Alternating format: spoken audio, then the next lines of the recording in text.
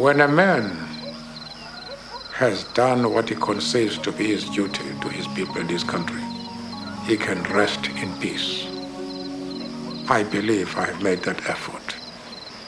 And that is therefore why I will sleep for the eternity.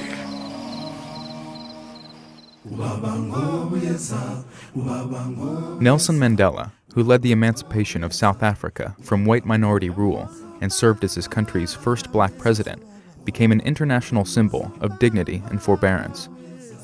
Mr. Mandela's quest for freedom led from the court of tribal royalty to the Liberation Underground, to a prison rock quarry, and finally to the presidential suite of Africa's wealthiest country. The central goal was that South Africa would be ruled by South Africans. It was the cause of his life, and he achieved it.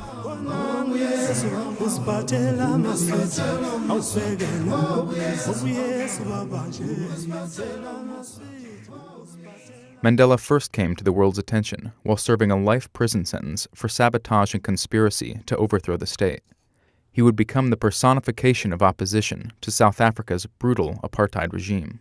Apartheid was a system that was set up by the National Party government, an extremely formal race-based division of the country. Apartheid literally in the Afrikaans language means apartness. It means that the races were not meant to live together. In the early 1960s, Mandela led the ANC, the African National Congress, on a road of armed insurrection against the apartheid regime. It would lead to his eventual arrest on charges of conspiracy to overthrow the state. Mandela's legend grew when he arrived at his trial wearing traditional Xhosa leopard skin garb to underscore that he was an African entering a white man's jurisdiction. Mandela's courtroom speech was one of the most eloquent of his life. I have cherished the idea of a democratic and free society in which all persons will live together in harmony and with equal opportunities. It is an idea for which I hope to live for. But my Lord, if it needs be, it is an ideal for which I am prepared to die. The South African government of Prime Minister Hendrik Verwoerd was under pressure from liberals at home and abroad to spare the defendants. Nevertheless, the judge sentenced them to life in prison. The sentence in the case of all the accused will be one of life imprisonment. As you lord. Very well, the court will adjourn. Nelson Mandela was 44 when he was sentenced to hard labor at South Africa's notorious Robben Island prison. They were placed in small cells. They did manual labor. They walked off every day to these limestone quarries where they smashed up limestone that would be used to build highways, roads. Under the National Party's rule, ethnic clashes and violence were rampant. In Mandela's view, by the mid-'80s, the enemy was already morally and politically defeated. His strategy, he said, was to give the white rulers every chance to retreat in an orderly way. Mr. Mandela's decision to begin direct and secret negotiations with the white government was one of the most momentous of his life. He made it without consulting his comrades in the African National Congress, knowing full well they would resist. He was released from prison in 1990 at the age of 71. Bill Keller was the New York Times South Africa bureau chief from 1992 to 1995. It was clearly an electrifying moment. You know, again, it was a symbolic moment because a lot of the important stuff had already happened before then. He'd been negotiating literally for years the terms of a deal that would legalize the opposition parties and begin the process of democratizing South Africa. But that was the moment when I think, it was just in everybody's minds, they just said, oh my God, it's real. I stand here before you not as a prophet, but as a humble servant. The South Africa that he walked out into was kind of a mess. I mean, it was the campaign against apartheid had set itself a goal of making the country ungovernable, and to some extent they succeeded. The townships were erupting in violence, and everybody sort of knew that the established order was beginning to crumble, but nobody knew quite what was going to succeed it. So people were very, very anxious. 2 years after Mandela's release from prison, black and white leaders began negotiations that would lead to the end of white rule. All the while, extremists, black and white, continued to use violence to tilt the outcome their way, as Mr. Mandela and the white president, F.W. de Klerk, argued and maneuvered towards a peaceful transfer of power. The key to the deal was the decision on the part of the ANC that they would share power for the initial stages of a new democracy, and that the president would have 2 deputy presidents from other parties who would participate in the governance of the country. Having established this constitution, they then had to prepare for something that South Africa had never seen, which was an honest-to-God election campaign in which most Africans got to participate. It was an amazing spectacle. He campaigned in white neighborhoods too and went to white events, but the unforgettable thing was to be in one of these small soccer stadiums in an African township. People sitting up on the tin roof, and then you sort of see this sort of dusty trail of cars approaching, and they'd arrive in the middle of the soccer field, and Mandela would get out and the place would just erupt.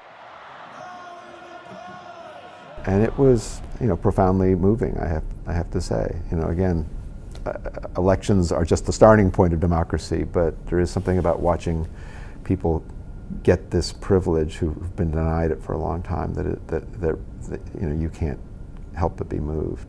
The African National Congress won 62% of the vote, earning 252 of the 400 seats in Parliament, and ensuring that Mr. Mandela, as party leader, would be named president when the Parliament convened.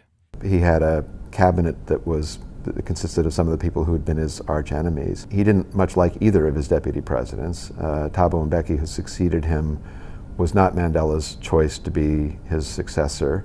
And F.W. de Klerk, who shared a Nobel Prize with Mandela, the two of them had a relationship that kind of seemed to veer between tolerance and loathing. While Mandela disliked and blamed de Klerk for much of the trouble in South Africa, he did praise him for having the foresight to see the reality of the situation and for having the courage to face it.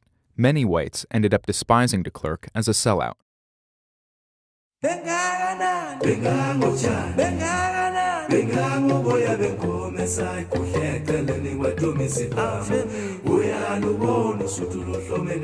His presidency was about inventing South Africa.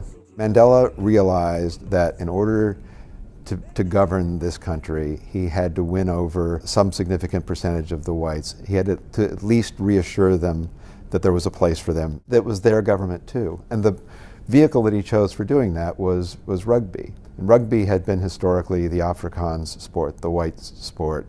Blacks didn't play rugby much. In their eye, it had become kind of a symbol of the oppressor's culture. So Mandela took it upon himself to embrace the Springboks, the national rugby team. South Africa hosted the 1995 Rugby World Cup, and their national team was the Cinderella story of the tournament.